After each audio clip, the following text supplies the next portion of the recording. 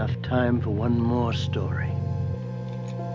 One more story before 12. Yes, the Tinkerbell audition. I forgot I put that on. Vicky had missed that part where you talked about it in the episode.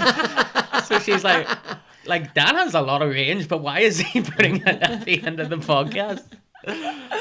Oh, dear. Oh, well, that's amazing. That's funny. Well, I think that's a perfect intro, so hello. And welcome to All Aboard the Ghost Train, the podcast where we talk about spooky things, not spooky things, and basically just have a laugh. I'm joined, as always, by wonderful comedian and fellow spooky bitch, Jordan Robinson. Hello, nice to be here. And the scariest thing I ever see at night time, it's Eden Grace. What up, bitches? So yes, we've got a very special episode today. Yes. And the theme is sleep. Not one to be slept on. Yes. I suffer from sleep paralysis. Okay. Night terrors. Geordie, have you ever experienced anything like this? Once in my life, and it was the most terrifying thing I've ever experienced, ever. There wasn't like a type of sleep paralysis demon or anything like that, but I was conscious, but I couldn't move. Yeah. And I thought I had locked-in syndrome, and I was terrified for about 30 seconds. Ooh, yeah, that doesn't sound nice at all. No. Good. And it hasn't happened since, but I live in constant fear that it will happen again. Yeah, I would. Yeah. And it might. Maybe even after this episode. Oh, no. Good night, Geordie. And Eden, have you experienced anything like that before? I have not. I've had very bad nightmares, Yes. but never something that felt like it was never going to end, you know. But I have sleptwalked. Oh. I used to sleepwalk quite a lot. That's scary to me. Yeah. I mean, I'm Yeah. scared already. I'm scared of you awake. Let alone what you would do in the depths of your slumber. I've tried to get you to bed off that sofa a bunch of times. Yeah. That's not a force I want to fuck with. But sleep paralysis, if you don't know, is the kind of phenomena of having a nightmare whilst you're also kind of awake. It's that sort of fugue state of consciousness, and it's happened to me a bunch of times, which I will get into. But are you aware of the painting, The Nightmare? Yes. Yes. Yes. Yes, yeah. you've seen it. No, that's No, the that's scream. the Scream. Oh, that is the Scream. Which one's the nightmare? I feel like I have. I don't know if I have. Maybe. Horse. Horse. Yeah. Horse. Horse. So for listeners, this picture depicts someone who is clearly having some sort of very dramatic nightmare, and there's a small impish thing sitting on her chest and a white ghostly looking horse. That's ridiculous. Let's not start this again. No, let's not. Enough with that. That must be the nightmare, though. I don't know if that's clever or if that is. I think that is very clever. Oh, yeah. The painting is from 1781, and it was done by Henry Fuseli. So impastable to imitate. There we go. I was just thinking, hold up, that's a form of pasta. Wait a minute. Wait a minute. I've had a long day. I'm not getting any. You need some sleep, Geordie. I'm never sleeping again. No, go to sleep. No, just go to sleep. Go to sleep. Nothing untoward will happen to you here, Geordie. But yeah, the painting is from 1781, and there have been accounts of this phenomena for centuries and centuries and centuries. So it's nothing new. And I think my first memories were basically sleep paralysis. That's terrifying. Moments. It is terrifying. But what is really odd is in 2015, Rodney Asher was the director of this film. He made a film called The Nightmare. Have you heard of it? No, I don't know. He just found people on the internet, off Reddit and Craigslist, that sort of thing, who had these experiences. They come into a studio and recount their experiences, and he has a film crew trying to recreate them like a horror movie. Okay. So this sounds very interesting. It's really good. It's part documentary, and then it's part, recreated nightmares. I was watching it in my old flat, and I literally got so scared watching it because it awoke things in me. Yeah. Like these memories of, there was a guy talking about these like shadow figures looking over him in his crib. And I just had this like vision of that actually happening to me. And I actually had to stop the movie. I had to pause it. I was too scared. I did continue it. I watched the rest of it the next day in daylight, but that's the only time I've ever had to do that. And I hadn't had any sleep paralysis since I was a kid. But after watching that movie, it started again. And what's funny is the director, Rodney Asher, had never had it before. But after he made the movie, he started having sleep paralysis. Wow. Should we watch it? No, oh God, no. Number one. And you see, if this episode ends up with me being sleep paralyzed again, I'm going to be so mad. I thought it was best not to forewarn you what I was going to talk about. I would be nowhere near this podcast right now. It's weird. I've had some, like, fucked up nightmares, like. Yeah. Very common thing that you hear alongside it is the sleep paralysis demon. But I never experienced anything like that. I didn't feel like somebody was watching me. It was almost like I was a cocoon inside my own body. Yeah, you were trapped in yourself. I was like a little grub trying to get out. Yeah. That's terrifying. No, grub Geordie's not that terrifying. Unless an eye comes and then tries to No. fingers. But no, my first memories were That's terrifying. sleep paralysis. I used to have this recurring waking dream or whatever that my bedroom door would creak open and there'd just be a shadowy figure there watching me. And this was like when I was in a crib, like a toddler and stuff like that. It was very unsettling. Am I scaring you, Joey? No. No, I'm intently listening. In case I need to make a call back later. But that was a recurring dream, was that shadow figure. And I actually then did dream about the shadow figure as well when I was about 14, 15. I had a recurring dream where I'd be making a fire and we'd have this big glass door looking out to the back and I'd hear this whack and this shadow figure would be stood like this. Very creepy. Yeah, That really, is pretty really, creepy. really creepy stuff. I mean, I guess I watched that movie maybe 8 years ago. Mm-hmm. So in my adult life, I've had like 8 years of sleep paralysis, and it doesn't happen all the time. It's very rare. Yeah, I was going to say, how often is this happening? It's very rare. I mean, Eden's been there a couple of times. It's not that rare. It's every fucking night. It's not every night. It's maybe once every 6 weeks. Jeez. And like he's had some that, like the last one that he had was truly terrifying. Like he started screaming in the middle of the night. And when I said he screamed before in his sleep. Sorry to talk about you like you're not here. That's fine. I'm quite enjoying it. I like the attention. I'm a voyeur in my own life. So yeah, like he normally screams anyway, but he did this, like it was like a blood curdling scream. It woke me up in such a panic that I just like jumped on top of him, had my elbows in his arms, holding his arms down, had my knees on his legs, and he was still just screaming. Like his eyes were open and he was looking at me, but he was screaming.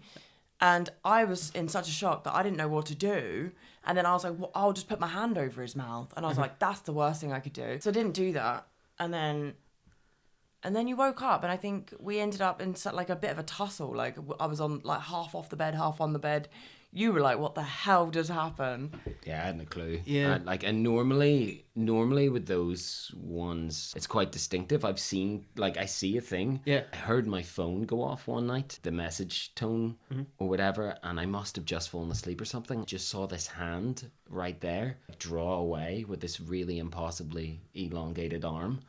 And then I just like looked at my phone and picked it up and I was like, what the hell was that? What the hell? Really weird. And then I've seen other things. I've seen like things that weren't even that scary. Like an old woman just in the room, but like she wasn't scary, you know? All women are terrifying. Agreed. A bizarre one was this sort of like guy with almost like a steampunk hat and dreadlocks lying on his side, on his elbow, like really casual. That's not very scary, but he was so real, and the sensation is you're looking at him and you know there's definitely someone there. There's definitely someone there. And at a point you start to panic. You're like, what the hell is this person doing there? And then they kind of fade away when you become fully awake. And there was another time with you that I saw this big fleshy slug like thing I think I remember this. crawling. It was like crawling up your body. So I literally went, "Ugh," like over you to push it away, and it kind of then just disintegrated. So you're telling me you're like having like big slugs all over me in the night? It's not. Yeah, he doesn't intend it to be. I don't You were intend it. protecting me. I was protecting you from this thing. I didn't know this thing was like for me. I don't know. It was just crawling up you. I mean, that gives me the impression that Well, slugs wants me. yeah, maybe. Oh God. Oh God. That's the last thing I need.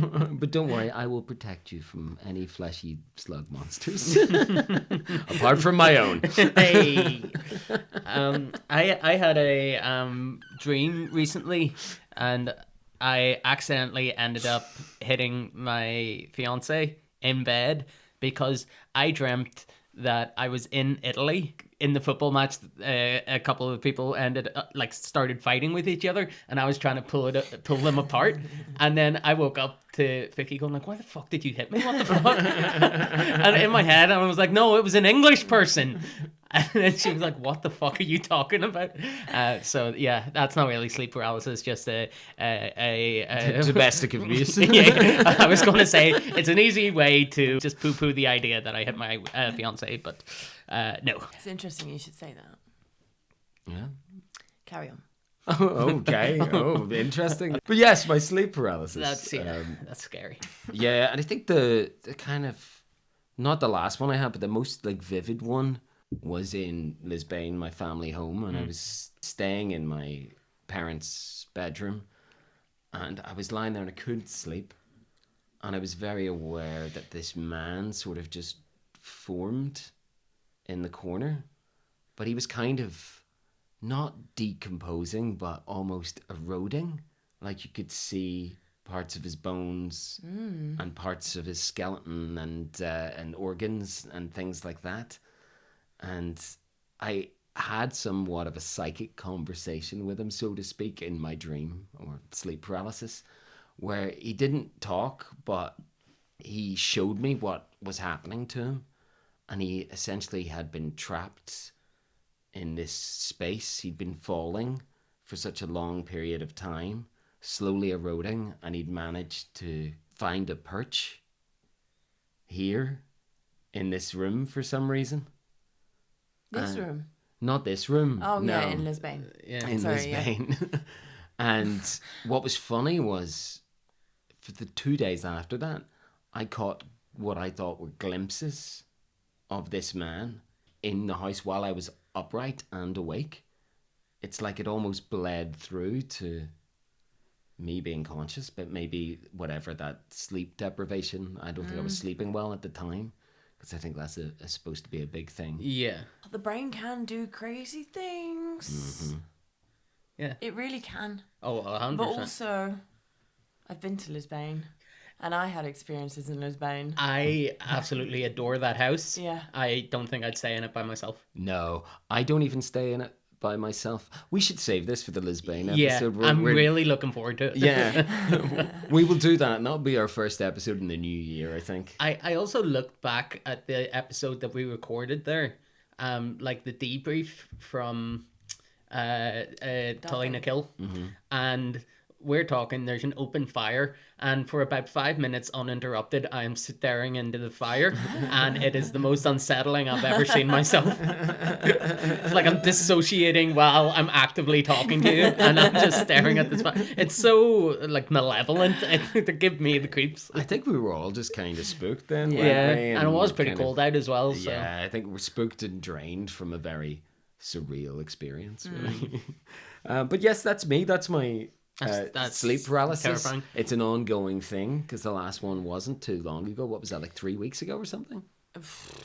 You can get the sleep trackers where it tracks, like, if you sleep talk or anything like that. Mm. Because I've slept talk in the past. Is this another excuse you've given to Vicky? The first time we spent the night together, apparently I was, like, sleep talking. That's not the best advertisement to give of yourself. like just sleep talking like the whole way through the night. But It depends what you were saying. yeah, I can't remember. It was nothing sinister, and it was nothing that could not be broadcast before 9 p.m. on the BBC. Pumpkin secretaries, go shoot. Let's do this. Let's do it. 1, 2, 3. Oh. Yeah, I don't think I've ever beaten you in a game of. I mean, do you always go for the secretaries? Is that something I have you no do? idea. I can't remember what I go for all the time. I mean, you did a double boom boom last week because I edited it. It was cool. It was badass. as badass as a game glorified rock paper scissors can be. Yeah. Well, my story today comes from the scariest year that has ever happened, and that is of 1666. Oh. I wish I was born then. You don't. Oh, okay. And let me explain why. Okay. Do you know any major events that were happening around 1666? No, I'm thinking Battle of Hastings, which is Yeah, 1066. 1066. Yeah. Oh, 800 100 double O, 1066. Hastings. What the fuck? Do you not know that? No. It's like an insurance company. It's Hastings Insurance. Yeah. Anyway. So not only was there an outbreak of plague at the time, which Fuck is yeah. my favorite subject to talk I about. used to love the plague. Learning about the Having plague. it. Yeah. In 1666, only weeks before the Great Fire of London. Ooh. We all Wasn't know it great? about that. Well, apparently so. It burnt half of London. A lot of people complained about him. It wasn't that great. Apothecary Thomas Whitaker worked late nights grinding pestles to mortar in a small shop near me? Pudding Lane. What's a pestle? Pestle and mortar, it's what you used to Oh, a grind up. pestle. Yeah. Yes. Sorry, carry on. It's alright. Sleep was uneven in the city that year. Plague outbreaks had only recently faded from public memory after the horrors recorded during the Great Plague of London. Exhaustion was commonplace and terror was residual. I like that. That's a good sentence. Yeah, but that's the worst type of terror to have. Residual terror? Forget about it. One night, Whitaker woke trapped inside himself. Like you. Yes, his limbs were were iron fast, lungs shallow, a pale silhouette crouched upon his chest. Oh, yes. Long fingers braced like rafters. The pressure was identical. Aye. The pressure was identical to a sensation described in 1653 by Dutch physician, and watch me butcher this name, Isbrand von Dimmerback. Isban von Dimmerback. That's close enough. I think you did a good job. Thank you. Who wrote of an invisible night forces that crush breath and pin the sleeper, born not from spirits, but bodily disturbances and fevered nerves. The figure did not roar or speak. Instead, it traced a symbol onto his sternum.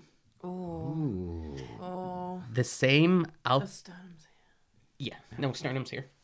Yeah, right here. Because I broke mine twice. Show off. The same alchemic cipher for sulphur stamped on the shipment crates arrived in from London from European suppliers of flammable chemical salts used by the apothecaries and gun makers alike. Apothecaries are like old school pharmacists. like medicinal thing. And in Germany, they're still called apothecaries. Yeah. Which I think's pretty cool. That's good. Sulphur wasn't mystical conjurant. It was historical fact, traded in open markets and documented by the Royal Society, which had begun cataloguing matter instead of monsters. Basically, what I'm reading from this is this guy had a sleep paralysis demon that jumped on his sternum and drew out the symbol for sulphur, which Right. is... Okay. Lucifer the devil. Yeah. Right. With a gasp, he broke free, visions dissolving like chalk in water. Daylight revealed nothing, but the familiar herb dust settled on his clothes. He never feared demons after that night again, but when sparks first caught London streets aflame later that summer, he understood how easily the mind turns ordinary reality into something far more suffocating in the dark. Ooh. And that is the story of a sleep paralysis demon from the 1600s. Amazing. That's a really cool story. Great Fire of London, the plague, Plague. sulphur, Yeah. That's like the holy trifecta of things yeah. that I quite like talking about. So, Eden Grace. Well, this isn't my story, but a callback to a couple of things that you said before. I used to have a really strange reoccurring dream when I was a young girl.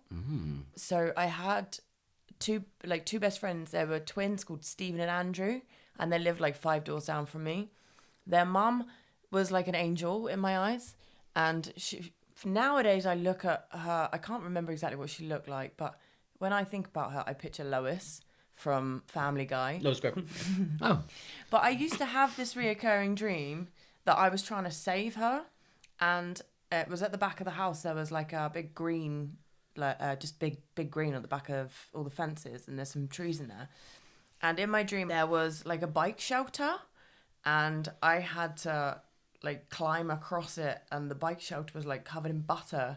But like it was like an obstacle, like a series of obstacles I had to complete. And then there was like this crocodile that I had to climb inside its mouth and make my way through this crocodile's stomach. And in its stomach was a microwave. And inside the microwave was my friend Stephen and Andrew's mum. And I used to have to... That looks like Lois. That looks like Lois. Yeah. And I had to save her from the microwave in the crocodile's stomach inside the buttered bicycle shed. It's very weird, isn't it? Yeah. I used to have that dream a lot. And then it changed when I got older. I used to have a reoccurring dream that I was walking around with like a satchel, like a big like leather rucksack. And I remember the first time I had it, I was like, fucking hell, what's in this rucksack? And I opened it, and there was just a human head. And I was just carrying it around for ages before I looked in my bag. But then I had that dream like more frequently. But then after I'd had it the first time, I knew that I didn't need to look in the bag because I knew what was in the bag in my dream. So I knew that I was just walking around carrying a severed head in my bag, and I was like, yo. You were cool with that? Yeah, I was cool with it in my dream. It wasn't like an anxiety thing of like, I've had those before. I had one recently where it was just like I found a dead body and I was like, oh no, people are going to think that I've done this. Yeah. The guys are coming over for the podcast. I need to get rid of this body. Ah. That's why he's got the coffin in the garden. Dan Leith in too many bodies. Oh, we should make that. Cut this out if it isn't funny. It's quite dark and it's fine. quite personal. You're fine sharing I'm it, fine and sharing people it. are fine listening to it. We don't know what we're going to get. Yeah. In. So I had a reoccurring nightmare when I was younger. So this is around end of 2012. If this is how you tell us that you've killed Vicky, Vicky is then still it's alive. not okay. Vicky has plenty of her left. She is fine. That's why he's always like, my fiance Vicky, my fiance Vicky. Yeah. Vicky, if you're fine, please send a bat emoji under all our socials. Thank you. So April 2012, my dad died, and I kept having these recurring dreams for about a year or two after he died. I felt this like rumbling, like somebody was lifting the bed that I was lying on. And then it kind of like flipped around, and I was on the interior side of my dad's coffin, and I was being put into my dad's coffin, so I'm like face to face with him. And I had this recurring nightmare for about 2 years until I started going to therapy to talk about it, and then I left, and now I'm fine. I'm well adjusted. Wow. But that That's was horrific. Scary. That's Scary. not nice. That's a lot. I will also add on to the dead dads now that we're here. The eroding man that I saw in the corner of the room, I had that conversation. You're not my dad, are you? Because I was worried that he had been trying to find his way back and was this shell of a thing. So that was what I found most unsettling about it. But I didn't share it originally because I thought it might be a little dark. But since we're here, Jordy, dead dads. That's what I'm doing. Lowering the tone on every podcast I go on. Did the entity answer you whether it was your dad or not? He said he wasn't sure. But fuck, that's worse than a yes or a no. Yeah. Oh, no. It was just lost, whatever it was. And I got quite upset. I could get quite upset right now. Yeah. No one's cried on the podcast yet. Yet. First cry. What's it going to be? No, It's when Jordan loses the first quiz. That's the first tears we'll get on the podcast. Sorry, dear, are you okay? yeah, I'm fine. You know, I'm saving it for the Christmas episode. Do you think it's something specifically based in the area or the house of Lisbon? Well, possibly, because we'll get into this in the Lisbon Yeah. episode. But Yeah, we keep- there is a mass grave out the back. Like a famine pit? Or From the Battle of Saintfield, a big, it was marked out with 3 big stones called Kent stones. my head's about to explode. I have a connection with the Battle of Saintfield. Right, we need to put a pin in this right now. Unless you're dying to share this, and then You can cut it out, but just to tell you guys this Yeah, information, well, fuck it. the house I grew up in from before I went to boarding school was in 49 Belfast Road, Saintfield, and it was the field hospital for the Battle of Saintfield. no way. So we're 2 spooky Saintfield boys. Yes. doing a podcast together. What's your connection with corpses in Saintfield? I don't know if Horse. anyone knows. Oh, damn it! That was a great catch. That was a great catch.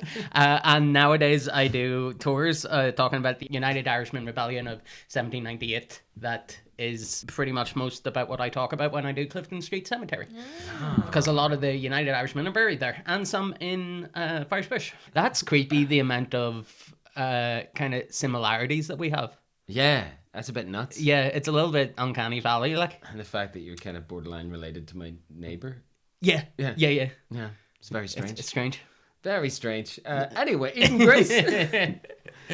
Do you have a story that isn't crocodile microwave? Why was there a microwave in the crocodile's stomach? I don't know. They will eat anything, those I mean, crocodiles. that's true. And these crocodiles had like big, fancy, like silk capes on with like frills. It was mad times, really. Were they crocodiles, or do you think they were just large reptiles? When I was younger, I was convinced they were crocodiles, but now I would say they were Alligators. some kind of scaly reptile. Saltwater alligator. You can try and debunk this, but I think it's pretty airtight. Your friend's mother, who lived 5 doors down from you, was abducted and eaten by the royal family. And I have actually fact-checked this theory with David Icke, and he said it's 100%, so I'm going to stick with it. Bye, Lois. Do you know, it's a strange thing, though. Stephen and Andrew literally upped and moved one day, and I didn't see them for years. And then one weekend, they came down. This was like 10 years later. My mum had lived in this house since I was 3. Anyway, so they came back like 10 years later and knocked on the door for me, apparently. Was like, does Eden still live here? And they were only visiting for the day, and I wasn't there, and then they just disappeared, and I never heard from them again. You'll find out that they like died in a tragic paragliding accident or something like that, and it's their 2 ghosts. Maybe. Also, Oh my God, could you imagine? I mean, you said that she reminded you of an angel, and then the only thing that came into your head was Lois from Family Guy. No, like she was a really... I don't really know if I put the 2 together. No, so visually, she had like the same colour hair as Lois, and she used to wear the same sorts of clothes, but she was I just remember being like the loveliest woman. And Like her- she really made me feel like warm and looked after. She was a very nice woman, but I was young. You know, that could have been a lie. She could have been awful. No, She was from New England, and she did sound like Peanut. Peanut. Okay, that is fucking excellent. I've never done that before. Do we have Alex Borstein on the podcast today? My God, that's the person who does the voice. Right then. Okay, I'm My ready. story. So my story is about a guy named Simon Fraser. What age is he? Simon Fraser was a happily married man and a devoted father.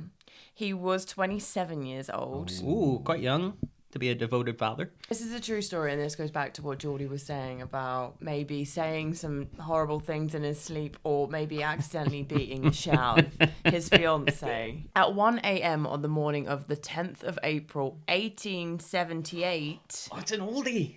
in their home in Lime Street, Glasgow. He got out of bed, lifting his son out of bed, and then he swung him around, smashing his head against a wall. Sorry, I do this every time, don't I? He did not deny Didn't need what... to worry about the dead dads. And I thought, when you said, sorry, I do this all the time, I thought that was a quote from the guy that was swinging the baby around. I'm sorry, I do this all the time. He's fine.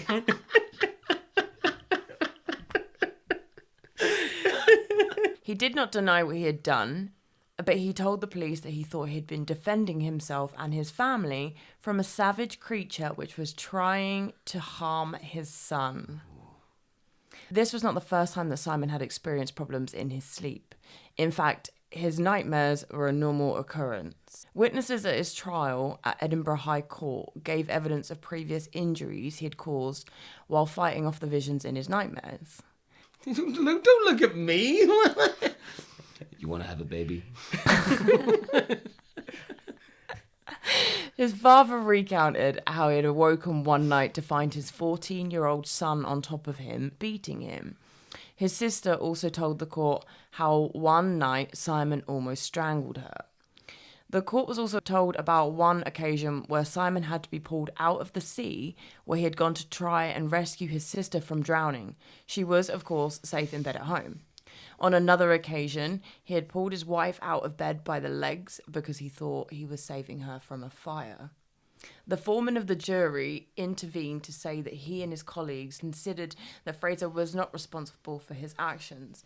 It was then decided that testimony should be heard to determine whether Fraser was sane or not. This would decide whether he went free or spent the rest of his days in an asylum. Basically, his excuse was that he was sleepwalking and that he didn't know any of this, like he was dreaming and that none of this had happened, which is crazy. Expert testimony was heard from Dr. Yellowlees, who considered him insane, and from Dr. Clouston, who thought he was not.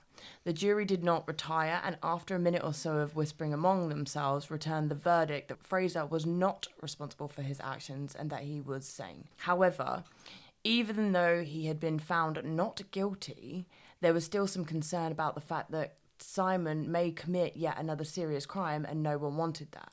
It rumoured that a compromise was reached over a special agreement. The details of that special agreement were never made public, but it was reported that during the day, Fraser was a free man. At night, he slept alone in a room locked from the outside. His wife kept the key. Well, that makes sense.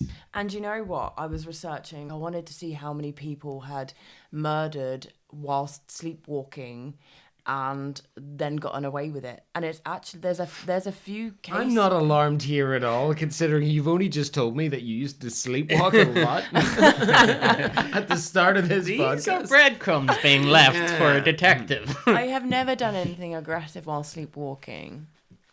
I just get a bit disorientated and end up in different rooms.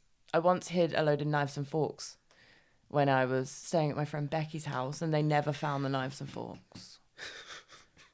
The whole drawer of knives and forks went missing.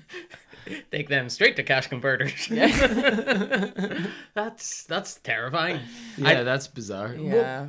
With the forks, it's less terrifying. If it was just purely knives, Yeah. I'd be like... Hiding the knives from myself so I don't murder anyone in my sleep.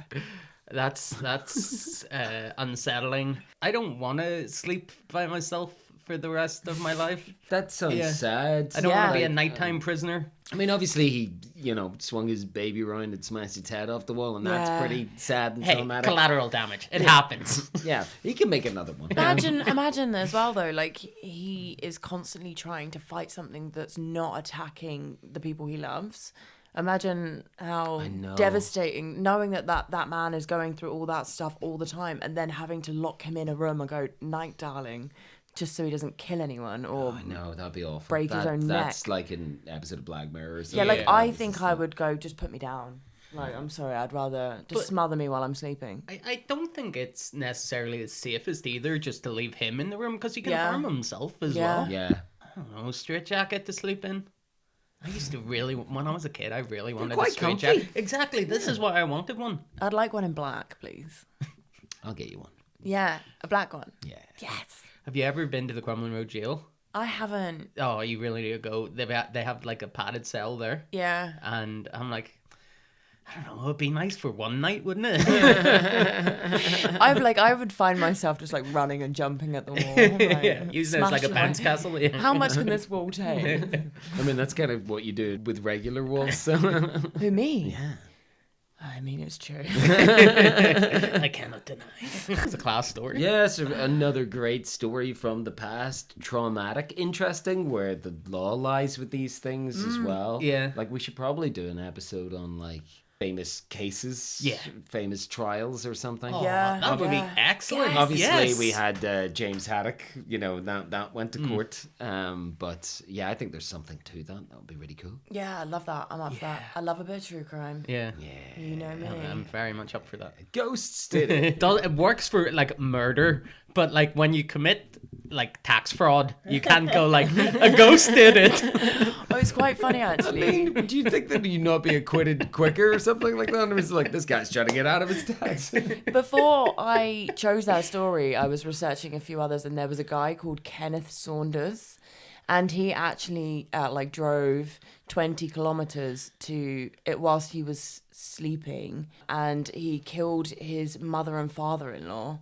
And he also was proven not guilty because he actually he got back in the car, drove to the police station, but his hands were cut so far down that like the tendons were showing, and he drove with no problem. Whereas the doctors basically said if he was awake, he would have been in such unbearable pain, he wouldn't have been able to hold the steering wheel. But it then said like, where's Kenneth Saunders now? And it said he's moved on to have 6 kids. He recently tried for, what's it called? Something at a kid's school. And people were like, oh, well, you know, people don't take kindly to murderers from 20 years ago. Also, he had like a big gambling problem and he embezzled all this money. And then the people were like, well, yeah, we don't like murderers. And also, like, he might have been sleeping whilst he murdered those people, but he wasn't sleeping while he, like, embezzled all that money. He embezzled all this Sleep money. embezzlement. So it's a no from us. That's gonna be the name of my first album, Sleep Embezzlement. Time for some spooky news. Yeah. And this is actually, oddly, very topical. So, a survey done in Bristol showed that 28% of students were likely to experience sleep paralysis due to their lifestyle. So, here's an account from Sophia Lee Baum of an experience. Was it the bum that made you laugh? It almost made me laugh too. And then he laughed the candle out. It's such a child. So, this is an account from Sophia Lee Baum. How old is she, please? 37? I think she's at first year uni, whatever age that is. okay, yeah. Yeah. Well, don't know, you I could be a never- mature student, I guess. Yes, that's true. Yeah, You very could. true. Between 18 and 60. 18 and dead. Here's an account from Sophia Lee Baum of an experience she had going to bed after a busy day and night out in her first year. I got into bed, and it felt like only moments later, an unsettling weight on my chest brought me begrudgingly back to consciousness. A tall, shady figure watching me from across the room. Panic immediately set in. Reflexively, I tried to jump up against the wall. My body was unresponsive. My eyes flicked across the room, exercising the only control I had to try and make sense of what could possibly be going on. Realization set in quickly. I was awake in a nightmare. The next agonizingly slow minutes were spent trying to wake up and willing the figure in the corner to disappear. Despite my understanding of the situation, the unshakable panic it had instilled followed me through the next couple of days. So hard relate here for me. I've never really felt anything press on my chest, but obviously tried to save you from having a fleshy slug press on yours. How was that for you? Deeply erotic. The factors increasing risk of sleep paralysis are characteristic of the stereotypical student lifestyle. Factors such as decreases in sleep quality, long naps, and of course, excess stress and alcohol consumption. So I would suggest, before booking a priest to come and exercise any of your student halls, that maybe you try to cut down on the booze. but you're not going to do that. Get some sleep, you rowdy teens. So if you're a student and you're listening to this, hopefully we haven't awakened anything in you, and you have a burning desire now to make a podcast that isn't that well put together. And you can see the strings. But no, hopefully we haven't put together. But yeah, hopefully we haven't awakened any sleep paralysis in any students. Yeah, or ourselves. Or ourselves. To any more extent. I hope that we have awakened them in students just for fun. I mean, that's fair enough. And I was going to say, and if we have, then please send through your sleep paralysis stories to the Ghost Train Mailroom at gmail.com. Yeah. That's the Ghost Train Mailroom at gmail.com. So I have taken to reading books before going to sleep now when I'm by myself. What are you, from the past? I wish. But the book I've recently started is Train Spotting. So I'm terrified my sleep paralysis demon now will be that little baby that turns its head around on the ceiling. Yeah. Or just even speaking in the dialect that it's written in. So the thing that I have found, if anybody really wants to get into reading Train Spotting, read it while listening to the audiobook. And it helps 10 times. It's very enjoyable. Yeah. It's like a multimedia thing. Very cool. That's quite cool. Yeah. I've never thought about doing that. Yeah. Reading Yeah. while listening to the audiobook. Yeah. Yeah, because I get really distracted when I read. I'd really like to read more often, but I get very distracted. And I think if I had two senses doing the same thing, maybe... Yeah.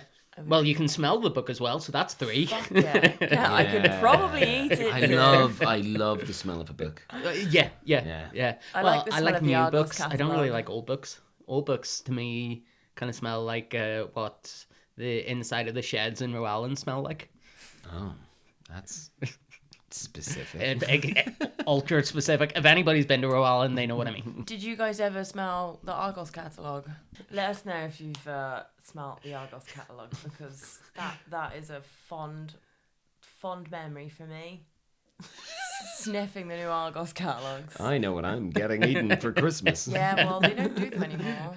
Do they not? No, because I used to get one, and just before Christmas, all us kids, there were 4 of us, we used to get given an Argos catalogue. Like, what do you want from Santa? And then we would like get our own felt tip and circle around something that we wanted. Because obviously we're kids, we're like, we want this TV. Yeah. But then it'd be like, I want this little makeup kit, or this some slippers, or...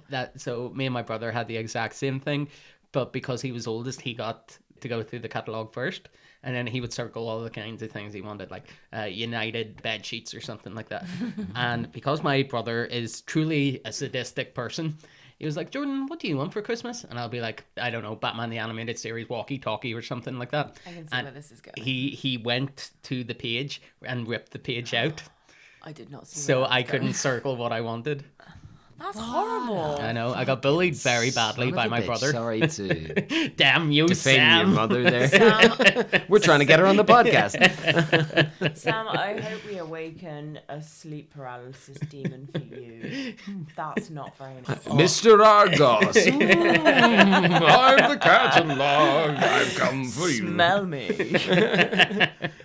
It's just an Argos catalogue, like leaning over Sam, like, fuck, smell me. Opens his pages to various forms of torture. We have arrived. Yay. We have arrived at the section that is not a quiz this week, but instead I set everyone a little bit of homework to do. And that homework was for people to come up with their own special sleep paralysis demon. I don't know who goes first. Should I get in? Yeah. Is this your first time you've done It's it? my first time I've done one. Welcome. Oh! Did I just win my first ever You game? won. Eden Grace, Yes. show us your sleep paralysis demon. Okay, so you asked me to draw one, but I've been really busy, and actually, for someone that looks like they can really draw fucking wicked, I can't draw at all. So what I did was I used the help of our trusty little tools, and I told... Trusty little tools. Yeah. I've used a trusty tool that has helped me create. So I told it, you're going to have to bear with me. I told it exactly what I wanted. It took shape. This is what I ended up with. Ah! And Yeah, I've I put don't it like in a that. little pink nightdress. That's horrible. Do you want to see where it started and how it progressed? Absolutely, and tell us a bit about this fella. Yeah, he's definitely he. This is where we started. I Classic said, devil. Yeah. Sort of yeah, looking that's where it thing. started. Thought I wanted horns, didn't And want quite horns. warty though, or a little. Yeah, I asked for boils. Boils, And then, so I wasn't really that happy with that one. So I asked for it. Well, the prompts I asked for was I wanted bigger eyes, more boils, scratches, and like lacerations on the skin. I wanted it to be more sickly in color. I wanted it to have like dribbling and like double the amount of teeth it originally had. Ooh. I wanted it to have long fingers. And then I said put it in something sexy. I got rid of the horn. I got rid of the horns and then added, I said I wanted like patchy hair that was falling out, Ooh, like yeah. bits of. And then before he got in the nightdress, I said put it in something sexy. I mean, I'm not. But then I said, can you put it in a nightdress, a silk nightdress? And I would like you to put it in a peculiar pose. And then this happened. That's so unsettling. Oh dear. It's like the skin has been like flayed from it. And then that was the second to last. But I decided I wanted it on all fours. Of course. So what we ended Why up would you want this with thing on all fours? is this. And I would actually like you to do the sound that you think that this demon makes. Does this demon have a name, by the way? I haven't named it, no. I think it's scary that it doesn't have a name. That's fair enough. The eyes look extraterrestrial. Like, that's not normally the eyes you get with a demon. I just wanted them to look like they could suck you in. That's what it said.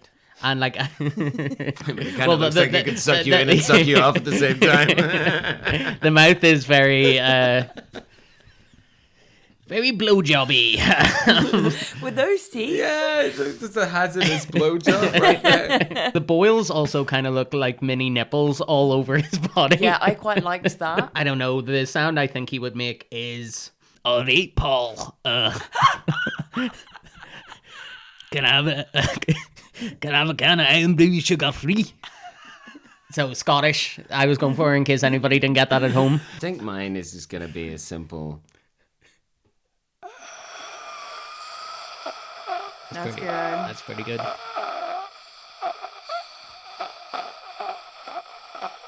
Oh, he's going long with this. Has Dan fallen asleep? And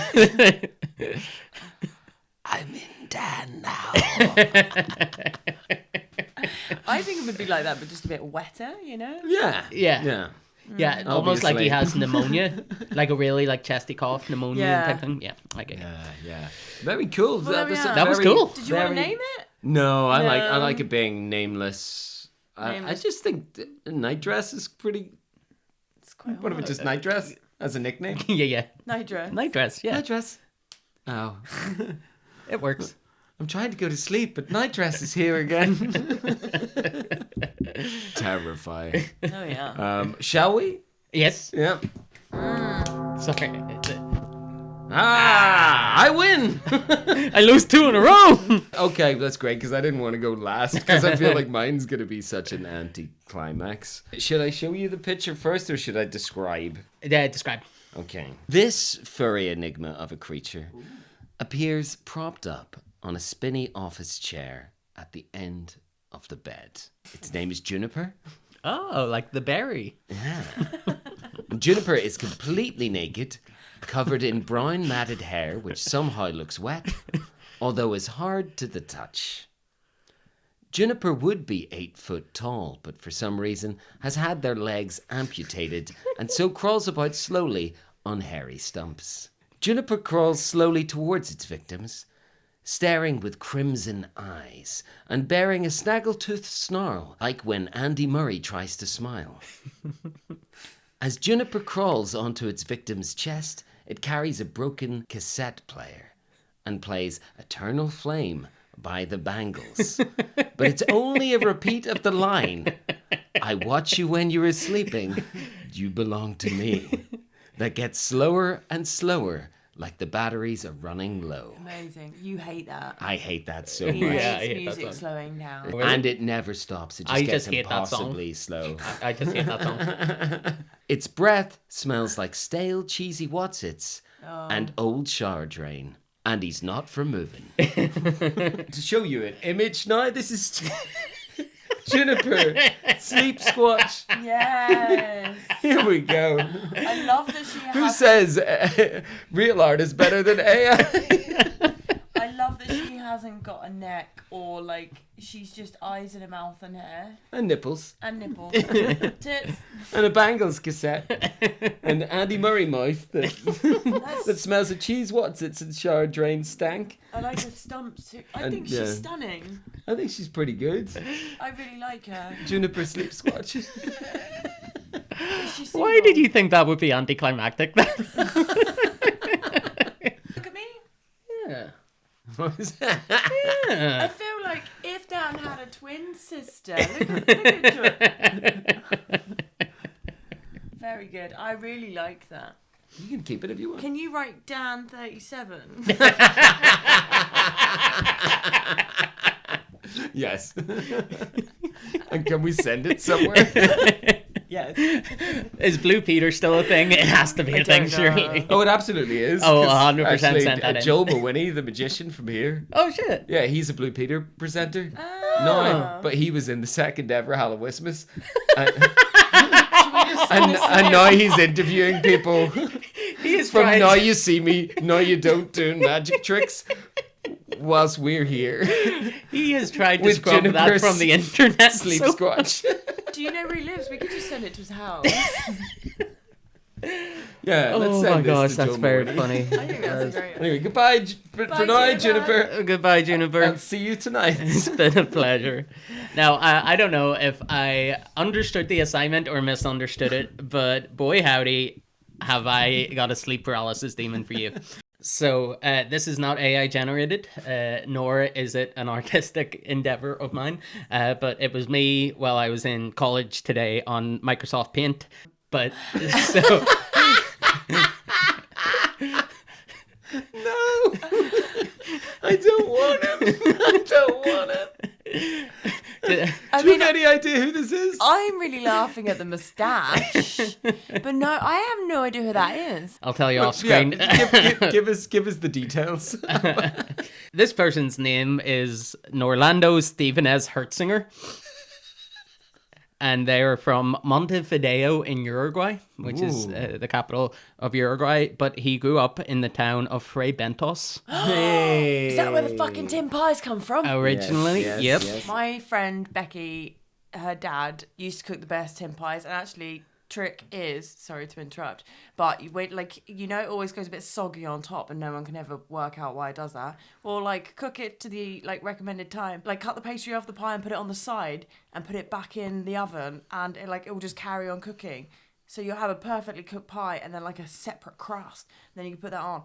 Anyway, in case anyone ever had a Fray Bentos dilemma like I did. Carry on. His day-to-day occupation before he died and became a sleep paralysis demon was oyster farmer off the coast course. of Montevideo. But he has a bit of a kind of checkered past because he comes from a lineage of a German man who arrived in South America suspiciously close to 1945. Basically, what I'm trying to say is he used the rat lines to get out of Europe after World War II. Oh, okay. So, Right. Without saying the word. yeah, without saying the word and getting demonetized Yeah, or something. exactly. Okay. So not only was he one of the most awful human beings on the planet while alive, he now haunts people's dreams by sitting on their chests and not letting them breathe. I feel like he reminds me of another terrible human being. Oh, really? That sits on the chest of the Northern Irish public and doesn't let them breathe outside of their own hatred. Allegedly. Allegedly. Do you know who that is? It's Stephen Nolan. Allegedly. I know that name. Allegedly. If I was to say that man's name, I would say allegedly after it, just for the amount of alleged times that he has allegedly gone after people for talking about him. Oh, Allegedly. shit. I Yeah. hope he doesn't hear my song I wrote about him. I would like to. Yeah. For the Patreon. Jordy, that was excellent. Thank you very much. Thank you. Very. I spent about 3 hours trying to do that in college today. Well, yeah, I think that brings us to the end of this episode of All Aboard the Ghost Train. I hope that you've enjoyed watching this, listening to it. I hope you don't get haunted by any of our sleep paralysis demons or any of your own. But if you do, feel free to send in your stories to the Ghost Train Mailroom at gmail.com. And if you've enjoyed the show, fucking follow us.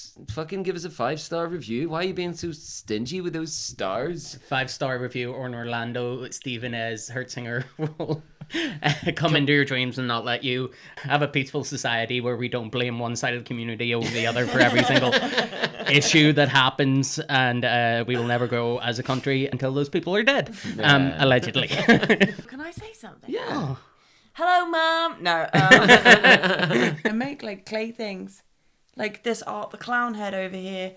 So if anyone has any sleep paralysis demons or characters that they can inspire me, give me some inspiration to make something, send that if you want. Yeah, we want your sleep that's- paralysis demon art. That's a good thing. so cool. If you listen to this, I don't care who you are.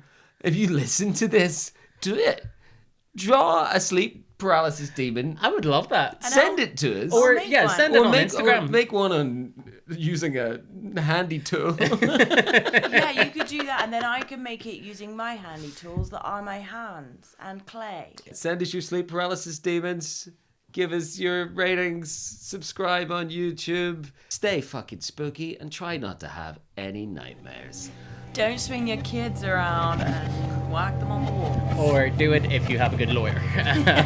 Don't let your dads die.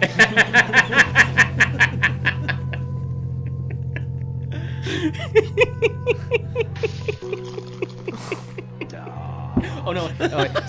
Sorry.